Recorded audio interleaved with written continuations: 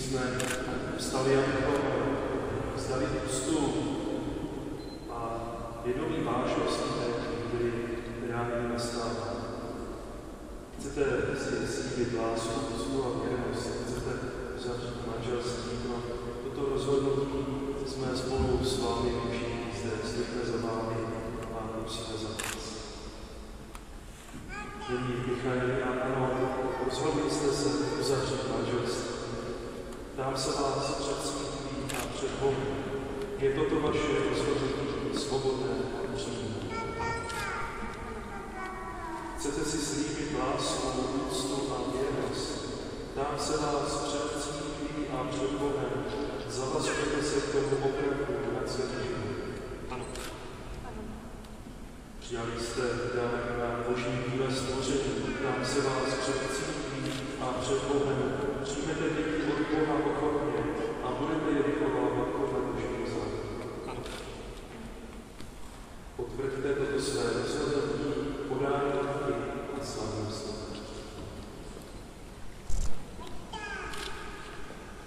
Já, Michal, vzdávám se tobě a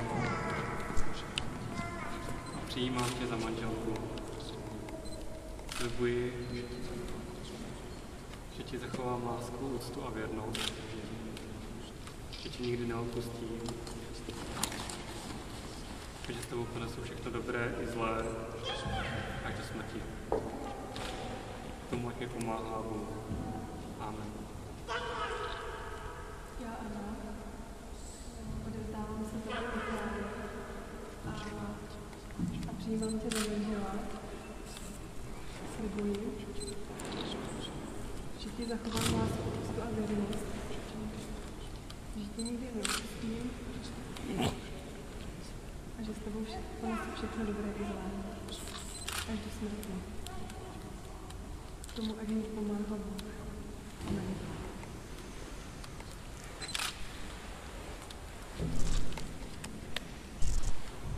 Bůh Abrahamův, Bůh Izákův a Bůh Jakubův, ten, který už první dvojici lidí spojil manželství, ať skrze Krista posiluje, co jste si právě před církví slíbili a ať vám žehná. Co spojil Bůh, ať člověk nerozlučuje. Nyní následuje ta část, kdy skrze viditelné znamení prstenů potvrzujeme to, co si již naši novomanželé před chvílí slíbili.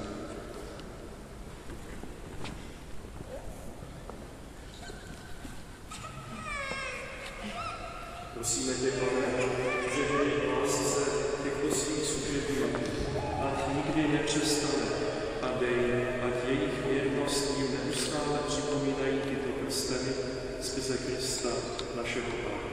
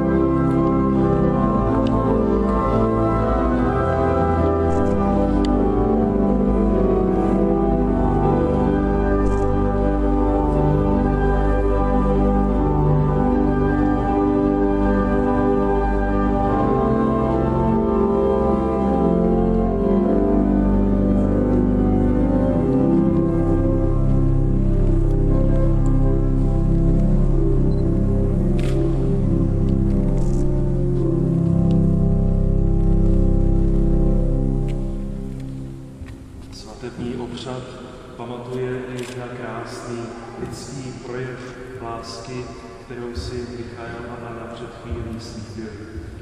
Tímto projevem je novomanželství.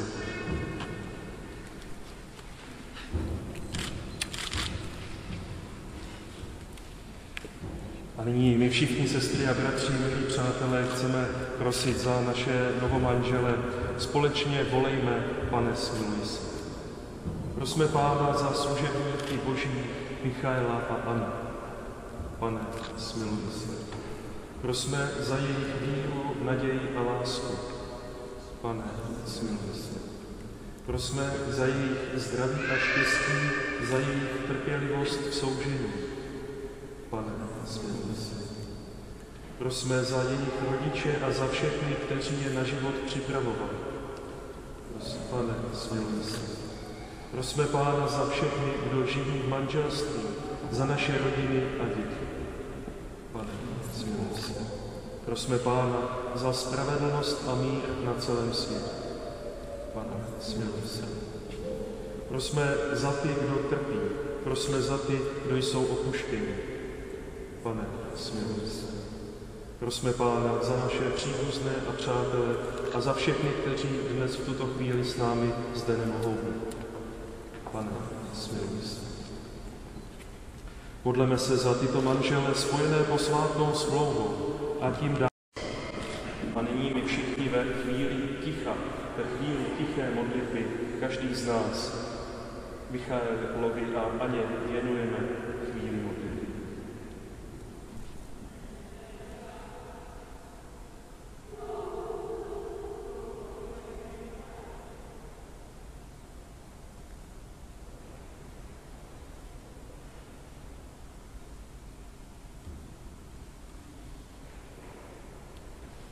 Bože všemohoucí, ty jsi všechno stvořil a všemu dal svůj řád.